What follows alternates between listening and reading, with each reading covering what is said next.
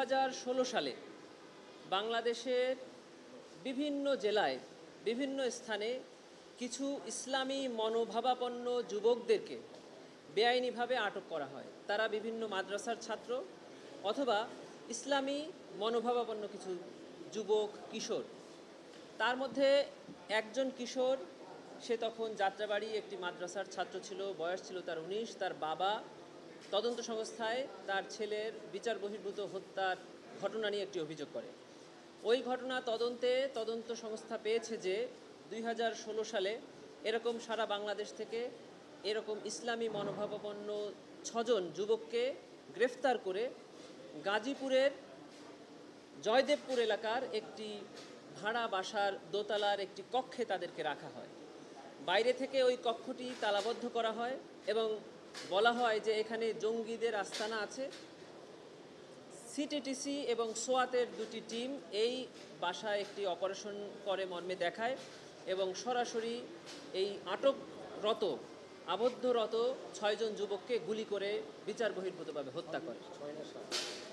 এই কয়েকজন যুবককে হত্যার পরে দেখানো হয় যে তারা এখানে রাষ্ট্রদ্রোহী দেশদ্রোহী কাজে সাথে সম্পৃক্ত ছিল।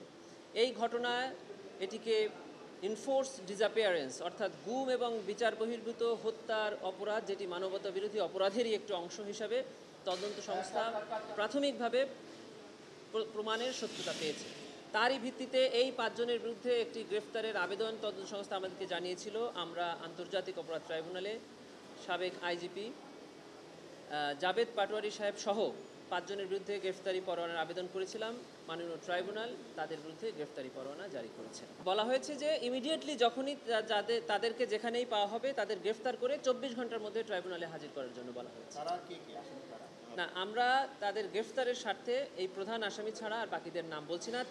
তাদের পরিচয় হলো যে সকল জায়গা থেকে এই যুবকদেরকে বেআইনিভাবে আটক করা হয়েছিল সেখানে এবং যেখানে অপারেশনটা চালানো হয়েছে সেখানের পুলিশ কর্মকর্তাবৃন্দকে এখানে আসামি করা হয়েছে। বগুড়ার এসপি জি এইটাতে বগুড়ার এসপি আর এএসপির নামও তো আসছে।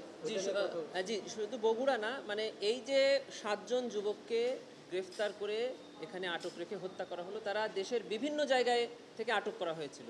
হতে পারে তাদেরই একজন এরকম একটি স্থানে গ্রেফতার হয়েছিল, যার কারণে সেখানের কনসার্ন পুলিশ কর্মকর্তাকেও এই মামলায় আসামি করা।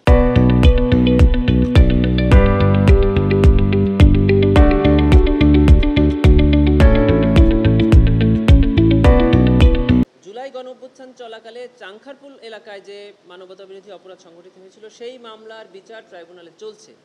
সেখানে বেশ কয়েকজন সাক্ষীর জবানবন্দি ট্রাইব্যুনাল গ্রহণ করেছেন। তার মধ্যে একজন সাক্ষী জবানবন্দি গ্রহণ করার পরে জানতে পেরেছেন যে তার কর্মস্থলে তার কিছু ব্যক্তিগত প্রতিপক্ষের দ্বারা তিনি লাঞ্ছিত হয়েছেন এবং তার বিরুদ্ধে কিছু অশোভন পোস্টার ব্যানার তার কর্মস্থলে ঝোলানো হয়েছে এবং তার বিরুদ্ধে কিছু মিথ্যা প্রোপাগান্ডা ছড়িয়ে তার কর্মস্থলে তাকে অপমান করার চেষ্টা করা হয়েছে। আন্তর্জাতিক অপরাধ ট্রাইব্যুনাল আইনে একজন সাক্ষীর সেফটি, সিকিউরিটি অ্যান্ড ওয়েলবিং দেখার দায়িত্ব রাষ্ট্রের এবং ট্রাইব্যুনালের। সেই অনুযায়ী tribunal concern officer in charge of that particular police স্টেশনকে একটা অর্ডার করেছিলেন যে সেখানে তাকে অসম্মানজনক কোনো ব্যানার বা ফেস্টুন যদি থাকে সেটা ইমিডিয়েটলি রিমুভ করার জন্য এবং রিমুভ করে তার সেফটি সিকিউরিটি ইনশিওর করে ট্রাইব্যুনালকে আজকে অবগত করার জন্য ওই কনসার্ন থানার অফিসার ইনচার্জ সাহেব আজকে এসেছিলেন ট্রাইব্যুনালে এবং জানিয়েছেন যে তিনি এই সাক্ষীর সাথে কথা বলেছেন, তার সকল সেফটি সিকিউরিটির ব্যাপারে উনি যথাযথ ব্যবস্থা নিয়েছেন এবং কলেজ কর্তৃপক্ষকে ব্যবস্থা নিতে উনি চিঠি প্রেরণ করেছেন। না, এটি হলো ওই কনসার্ন ইন্সপেক্টর এই সাক্ষীর সাথে আলোচনা করে উনি যেমনটি চেয়েছেন ওনাকে তেমন সেফটি সিকিউরিটি দেওয়া হয়েছে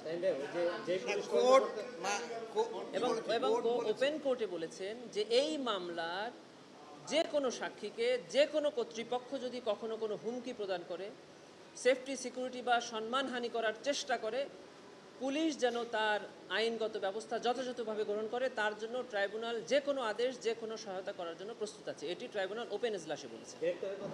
ইভেন এটা বলেছেন যদি তারা কোনো অফেন্স করে থাকে বা এই ধরনের কার্যক্রম করার অপচেষ্টা করে থাকে ইমিডিয়েটলি তাদেরকে গ্রেফতার করে আনার জন্য। বিষয়টা হয়েছে, আপনারা এই জুলাই গণঅভ্যুত্থানের পরে জানেন যে বেশ কিছু সুবিধাভোগী মানুষ তাদের রাজনৈতিক পরিচয় পরিবর্তন করেছেন, অথবা প্রত্যেকটি দলেই কিছু উচ্ছৃঙ্খল অথবা যারা তাদের দলের আইডিওলজিকে মনে প্রাণে ধারণ করেন কিন্তু কার্যক্রমে দেখা যায় না, এরকম কিছু ছাত্ররা থাকতে পারে। এখানে উনি এরকম কথা বলেছেন যে এখানে কিছু ছাত্র রাজনীতি করে, এমন কিছু সম্পৃক্ততা আছে। কোর্ট বলেছেন সে যে দলেরই হোক, যে পক্ষেরই হোক, আইন তার গতিতে চলবে, এবং ইন্সপেক্টর সাহেবকে বলেছেন যে উনি যেন ওনার প্রফেশনালিজম দেখানোর ক্ষেত্রে কোনো রকম কার্পণ্য না করে ট্রাইব্যুনাল সকল রকম সহায়তা ওনাকে দিবেন এই ক্ষেত্রে। যে আজকে আন্তর্জাতিক অপরাধ ট্রাইব্যুনাল 1-এ সাবেক প্রধানমন্ত্রী শেখ হাসিনা, সাবেক স্বরাষ্ট্রমন্ত্রী এবং সাবেক আইজিবির বিরুদ্ধে 5ম দিনের মতো সাক্ষ্য গ্রহণ চলছে।